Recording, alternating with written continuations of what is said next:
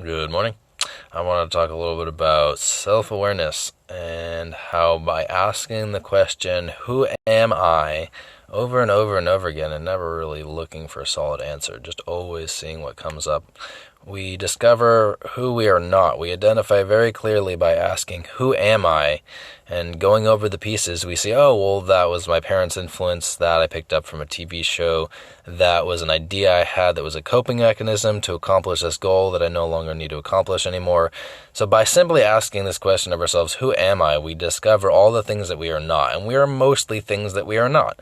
If we ask this question over and over again, we find that who we are is less tangible than we thought it was before we started asking this question. So who we are is really a matter of slaying who we are not. So the more I figure out who I am is directly proportional to the more I figure out who I am not. So I encourage everybody just to continually ask this question themselves. Who am I? Where did that come from? Where did this idea come from? What is this idea supporting? Why do I feel this way about this? Also really important to not attach to our thoughts or feelings. So tangibly, this means that if we have a feeling, experience it, figure out what it's saying, and let go of it. Don't let ourselves be attached to our feelings. If someone hurt our feelings, we say, okay, well, I am feeling hurt because of this mechanism.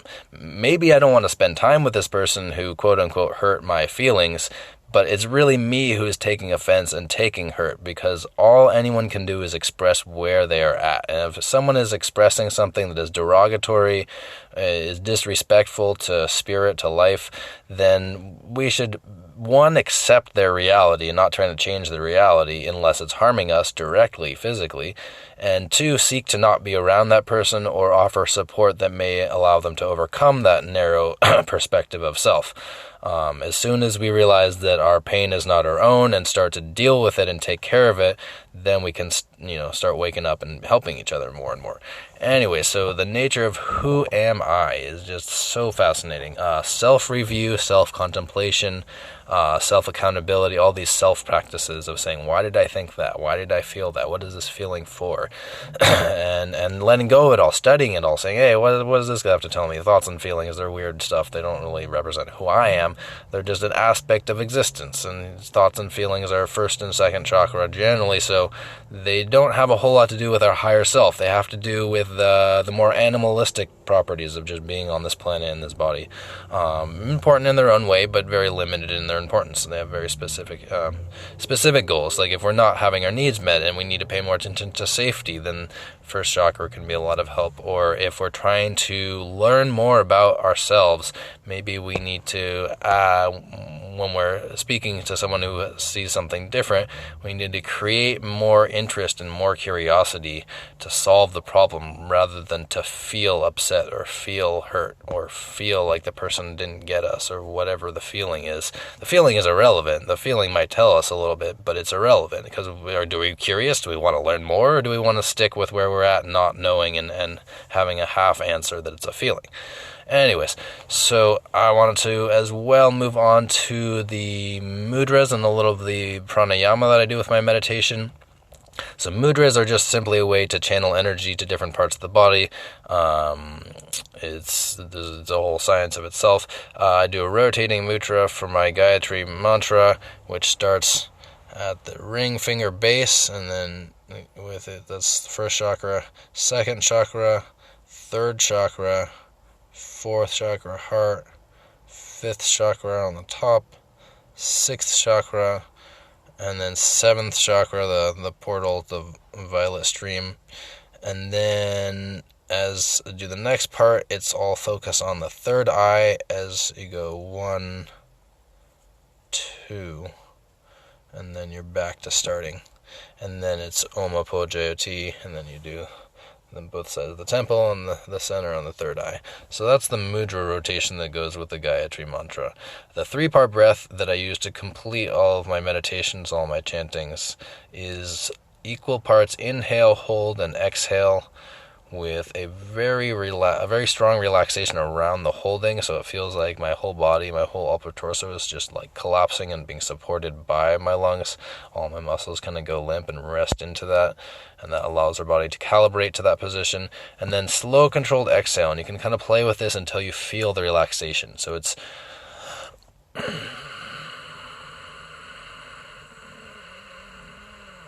and you can feel, when you find the right place, you feel your vagus nerve relax so much, and it just feels amazing, and you like drift off into dream space almost right away, into, it's meditation. It's instant access to meditation, that slow exhale.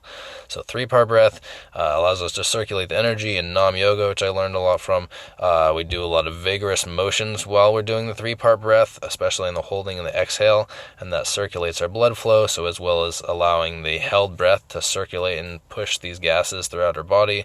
We also have the stimulation, increasing our blood flow to make that happen more quickly, and to encourage more of our being to be there, more chi, more blood flow. Okay, so these are some of the basics that I like to consider pretty much every time that I'm doing any kind of meditation. Gayatri I see as the universal meditation. It's, singing a love song to the universe. It's accepting the universe. It's studying the universe. It's super, super universal.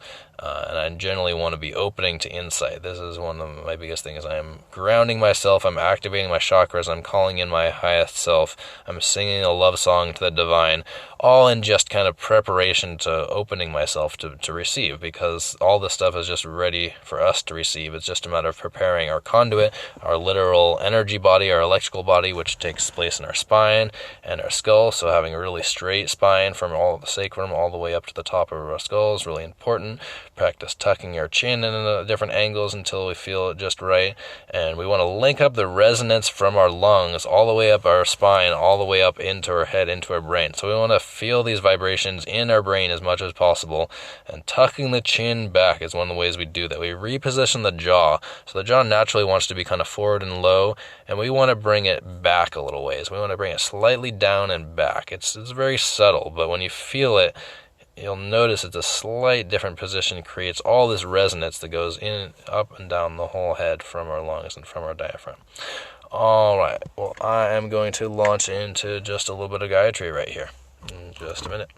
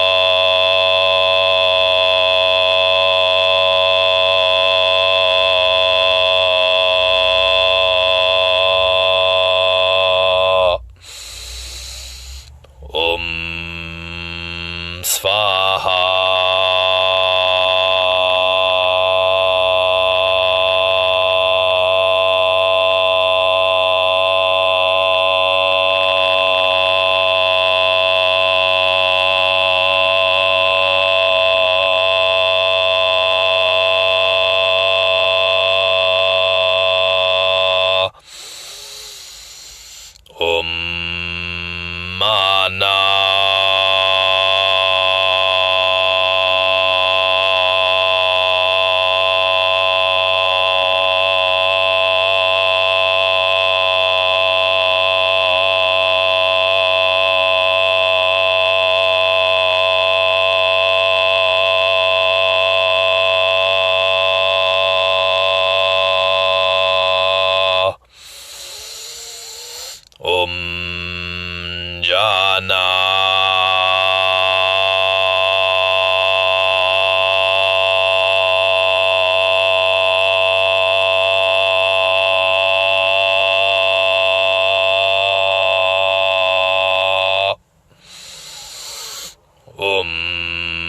Tapa.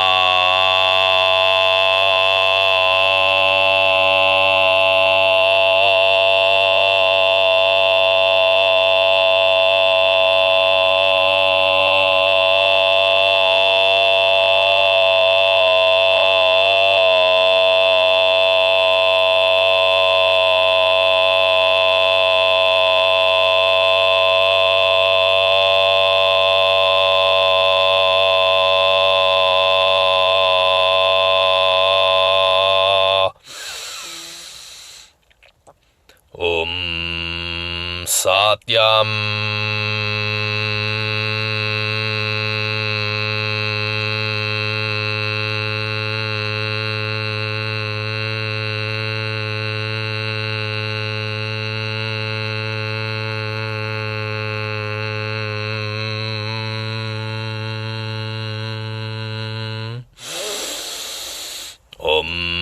Tatsaviturvarenyam Bargo devasya dhimahi Dhyayana prachodayat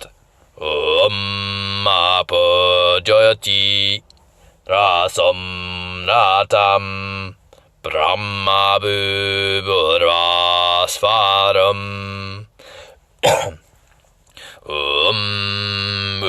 Bhurvasvaha Tatsaviturvarenyam Bargo devasya dhimahi Dhyayana prachodayat Bhurvasvaha Tatsaviturvarenyam Bargo devasya dhimahi Dhyayana prachodayat Bhurvasvaha Tatsaviturvarenyam Bargo devasya dhimahi Dhyayana prachodayat Bhurvasvaha Tatsaviturvarenyam Bargo devasya dhimahi Dhyayana prachodayat Shanti Shanti Shanti. And 3-part breath, and I hope you have a wonderful rest of your morning.